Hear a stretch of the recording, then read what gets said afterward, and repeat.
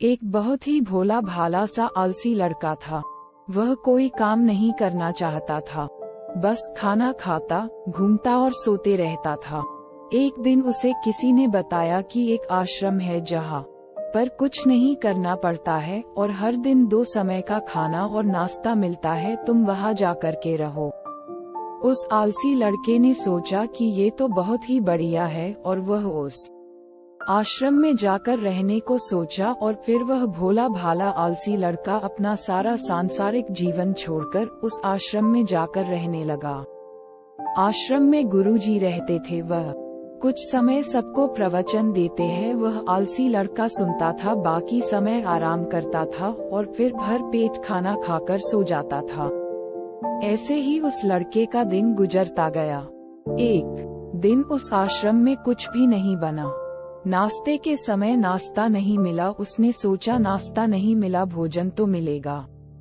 अब भोजन के समय भी उसे भोजन नहीं मिला।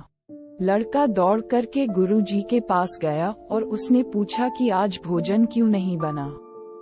गुरुजी ने कहा कि बेटा, आज एकादशी है और जितने भी आश्रम के सदस्य हैं उनका उपवास है और तुम्हारा भी आज उपवास है, आज भोजन नहीं बनेगा। वह लड़का आलसी था और उसे भूख भी बहुत लगता था। उसने गुरुजी से बोला कि मैं उपवास नहीं रहूंगा, मुझे भूख लगी है, मैं खाना खाऊंगा।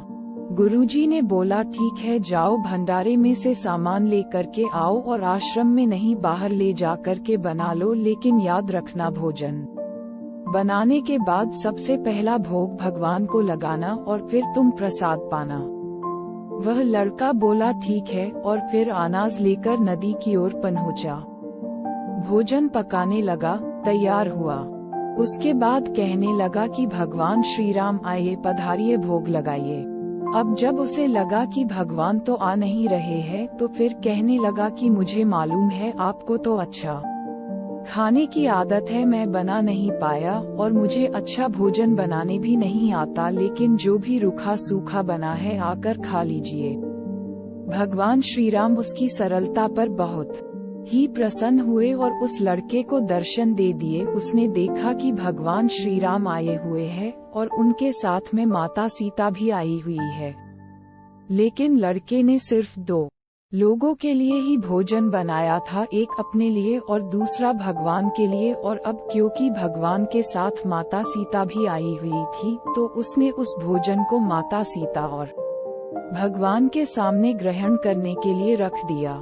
भगवान श्री राम और माता सीता ने भोजन किया और उसके बाद जब वह जाने लगे तो ये भोला सा आलसी सा लड़का बोला कि प्रभु आप आए, दर्शन दिए, बहुत अच्छा लगा।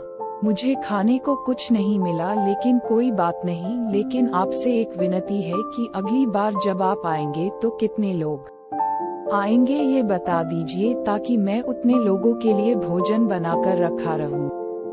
भगवान श्री राम मन ही मन मुस्कुराए और फिर अंतर ध्यान हो गए।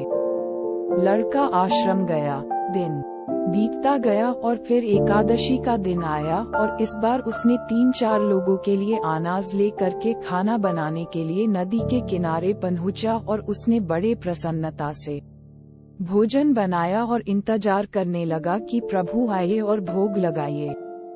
इस बार लड़का देखता है कि भगवान श्री राम पूरा राम दरबार ले करके आए हैं, जैसे माता सीता, लक्ष्मण, भरत, हनुमान जी और सभी लोग आए हैं। लड़के ने 3-4 लोगों का भोजन बनाया था और इस बार भी भोजन कम पड़ गया। लड़के ने निराश होकर भोजन को प्रभु के आगे रख दिया। उन्होंने भोजन किया और फिर चले गए और इस बार भी लड़का फिर से भूख रह गया। अब लड़का फिर आश्रम गया। दिन बीतता गया और फिर एकादशी का दिन आया और इस बार गुरुजी से कहने लगा कि गुरुजी मुझे इस बार थोड़ा ज्यादा अनाज चाहिए। गुरुजी सोचने लगे कि यह इतना सारा अनाज का करता क्या है, कहीं इसे बेचता तो नहीं है। फिर उन्होंने कहा कि ठीक है, भूख से परेशान रहता है। लड़के ने कहा कि नहीं गुरुजी, मैं भूख से परेशान नहीं रहता हूँ, प्रभु के साथ बहुत लोग आते हैं, उनको भी तो भोजन करना पड़ता है। गुरुजी को लगा कि लड़का पागल हो गया है, लेकिन गुरुजी ने सोचा कि चलो एक बार चलकर देखते ही कि लड़का इस अनाज का करता क्या है। वह भोला सा लड़का अनाज लेकर के नदी के किनारे पहुंचा और इस बार भोजन बनाया नहीं। उसने सोचा कि प्रभु हर बार ज्यादा लोगों को लेकर के आते हैं, इस बार वह जितने भी आएंगे खुद बना करके भोग लगा लेंगे, और फिर प्रेम से प्रभु को बुलाने लगा। गुरुजी ये सब छुपकर देख रहे थे कि ये भोजन तो बनाया नहीं और प्रभु को बुला रहा है। लेकिन लड़के ने देखा कि इस बार प्रभु के साथ बहुत से लोग आए हुए हैं, तो उसने प्रभु के सामने हाथ जोड़ करके कहा कि प्रभु माफ करना, आप बहुत सारे लोग आते हो, मुझे संख्या पता नहीं होती है और मेरी हिम्मत भी नहीं होती है कि इतने सारे लोगों के लिए भोजन बनाऊं।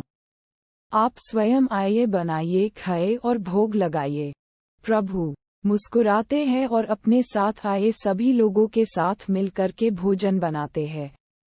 गुरुजी ये सब छुप करके देखते हैं और फिर लड़के के पास आकर के कहते हैं कि तुम ये कर क्या रहे हो।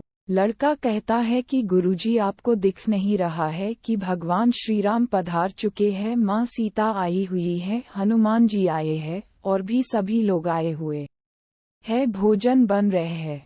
गुरुजी ने बोला कि पागल हो गया है, मुझे तो कोई दिख नहीं रहा है।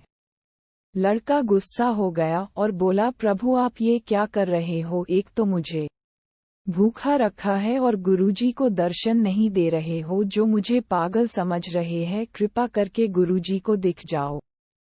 भगवान बोले, नहीं, मैं इन्हें नहीं दिख सकता। लड़का बोला, क्यों नहीं दिख सकते, मेरे गुरुजी तो बहुत महान है, बहुत बड़े ज्ञानी और ज्ञाता है। भगवान बोले, हाँ ज्ञानी और ज्ञाता होंगे, लेकिन तुम्हारी तरह सरल नहीं है। जो सरलता तुम में है वो तुम्हारे गुरुजी में नहीं है।